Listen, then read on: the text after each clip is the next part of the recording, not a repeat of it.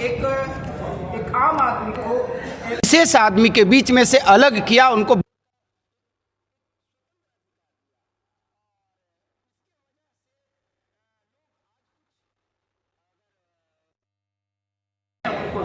लेकिन वो जो मिलना चाहिए था उनको अभी तक वो नहीं मिला। सबसे बड़ी चीज जो अगर देखा जाए तो शिक्षा, जो उन्होंने कहा था कि शिक्षित बनो और संघर्ष करो। हाँ। इस मुद्दे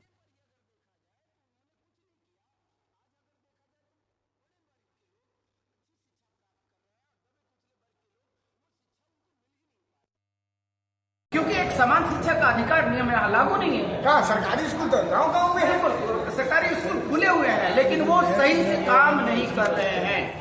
कॉलेज हो चुका है। बिल्कुल वह व्यवस्था जो है वो कहा जाए तो अगर भोजनार्थ प्रवेश कीजिए और नगेरार्थ प्रस्थान, मतलब भोजन करने आइए और भोजन कर लिए तो चले जाइए। चले जाइए। बिल्कुल शिक्षा का कोई वहाँ बहुत अच्छा स्तर नहीं है। मैं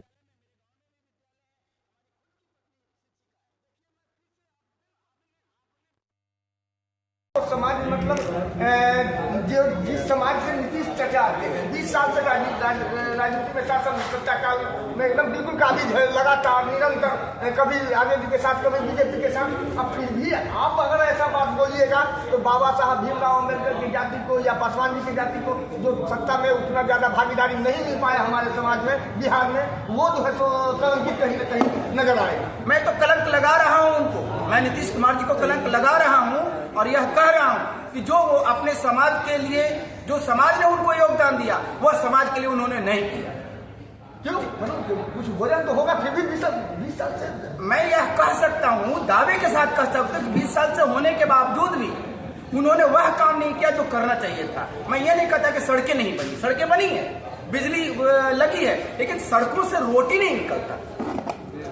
मतलब पेट भूखा नंगा बिल्कुल बिहार बिल्कुल नजर आ रहा है। पलायन जैसा रोग इसमें बिल्कुल टूट टूट के भर गए हर जातियों के। बिल्कुल इसमें कोई शक नहीं है। हमारे प्रशांत सर कहते हैं, खूब खुल के कहते हैं कि सिर्फ गरीबों का पलायन नहीं है, यहाँ अमीरों का भी पलायन है। अमीरों का प्लान है कि वो डिग्री हासिल करने के बाद या तो डिग्री यहाँ तो मिलती नहीं अच्छी डिग्री, और डिग्री हासिल करने के लिए वो बाहर जाते हैं, लेकिन वहां बाहर शिक्षा ग्रहण करने के बाद भी उनको अमेरिका भागना पड़ता है, यूरोप भागना पड़ता है। वो भी एक पलायन है। शिक्षा बिल्कुल पलायन, शिक्षा से व्यक्ति का पलायन। हाँ बिल्कुल, सामाजिक व्यक्ति जो हमारे समाज में होते हैं, एक मजदूरी का पलायन हो गया, एक शिक्षित व्यक्ति का पलायन हो गया। आज मैं देख पा रहा हूँ कई लोगों को सोशल मीडिया के माध्यम से जानकारी मिलती है कि उनके बच्चे ऑनलाइन मुखदान अग्निदान कर रहे हैं। मेरे ऑडियंस को जो है सो आप स्पष्ट कीजिए कि मतलब कंफ्यूज हो रहे हैं कि कुर्मी चेतना रैली 1994 से लेकर के फिर अभी 2-3 दिन पहले जो है सो कुर्मी चेतना रैली, और उसके स्टेज से जो गूंज सुनाई दी पूरे बिहार वासियों को, उसमें कहाँ तक सच्चाई? देखिए, गूंज सुनाई दी उनका सामाजिक समीकरण बनाने के लिए, वोट प्राप्त करने के लिए हो सकता है, लेकिन वह विकास के लिए नहीं। मैं यह दावे के साथ अगर विकास के लिए होता तो वह समाज के निचले क्रम में जाके उन लोगों के बच्चों को पढ़ने की रास्ता दिखाते, वह नहीं कर पा रहे हैं। मतलब इतना ज्यादा जो है सो आपके समाज के लोग इतना प्रयत्नशील हैं, फिर सत्ता में काबिज है, फिर जाकर के इतना पिछड़ापन, तो अदर जो हैं वो क्या, उनका क्या है? उनका तो और भी दयनीय स्थिति है और उनका बहुत बुरा हाल है। उनके वर्ग में अगर देखा जाए तो मुश्किल से आज अम्बेडकर समाज के कई लोग आए थे, उनके बीच में अगर देखा जाए तो शिक्षा का स्तर मुश्किल से 10 से 15% होगा, वह भी कम है। जो कि अगर देखा जाए तो उच्च शिक्षा में तो वो बिल्कुल नगण्य भाव में है। इसी वजह से आप लोग आक्रोशित हैं। शायद हमको लगता है कहीं न कहीं संदेह है कि आप भी नालंदा जिले से हैं। जी नहीं, मैं जहानाबाद जिले से हैं आप, और जहानाबाद जिला बहुत ज्यादा प्रभावशाली रहा है सब दिन से, मतलब लोगों के नजर में एक केंद्र बना करके रहा है। वहाँ जो है बाहुबलियों का क्या है? बाहुबलियों का हाल अब पहले जैसा, चाचा के शासनकाल की नहीं, पहले जैसा वो नहीं रहा, वो स्थितियां बदली है कि मैं यह कहूंगा, लेकिन कानून की व्यवस्था अभी भी उसी हालात में है। रात्रि में निकलने में अभी भी डर लगता है। लोग कहते हैं कि डर नहीं लगता, जंगल राज खत्म हो गया, ये गलत बात है। अभी भी जंगल राज है। जंगल राज किस टाइप का?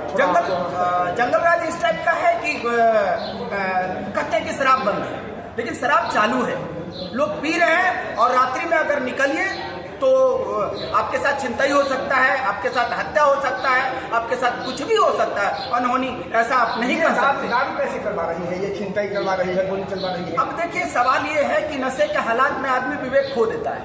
दारू तो बंद है, बिल्कुल गलत बात है, होम डिलीवरी हो रहा है। अपने स्वजातीय को इतना प्रताड़ित करना, देखिए मैं उनको, मुझे नहीं लगता कि सही। मैं यही नहीं कह रहा हूँ कि यह सिर्फ नीतीश जी का देन है, उनके अफसरों का देन है, क्योंकि पैसा उनके जेब में जा रहा है। नीतीश जी के पास पहुंच रहा है या नहीं पहुंच रहा है मैं ये आरोप नहीं लगा, लेकिन यह कह सकता हूं कि अगर उनके देख रेख में अगर सत्ता है, तस्करी तो आम लोग कर रहे हैं, और पैसा नीतीश जी के लोगों के पास, नीतीश जी के पास कैसे पहुंच रहा है, इसका कुछ सोच है क्या? आपको कुछ जानकारी है? कुछ कमेंट करूंगा तो थोड़ा मजाक लगेगा। मैं बिहार बसदा केंद्र का संचालक संघ का अध्यक्ष रहा हूं। मैंने बहुत पहले बसदा केंद्र के मुद्दे को लेकर नीतीश जी से मिला, मैं तकरीबन 3-4 बार नीतीश जी से मिल चुका हूं।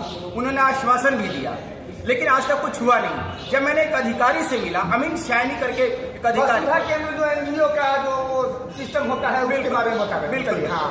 तो जब उनसे मिला, जब उस समय आरटीपीएस लॉन्च हो रहा था, तब उन्होंने कहा कि क्या आप 8,464 प्रखंड से 1-1 लाख रुपया दिलवा सकते हैं, तो मैं आपको आरटीपीएस का राइट दिलवा सकता हूं।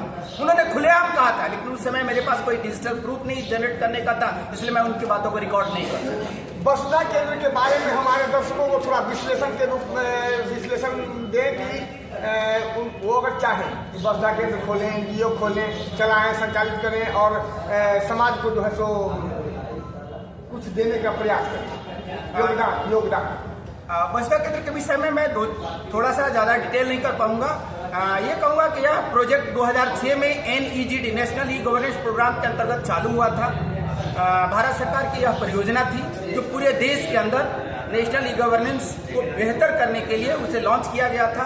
बिहार में नीतीश कुमार ने इसे 2008 में हरी झंडी दिखाई, कई नौजवानों ने इसे अडॉप्ट किया।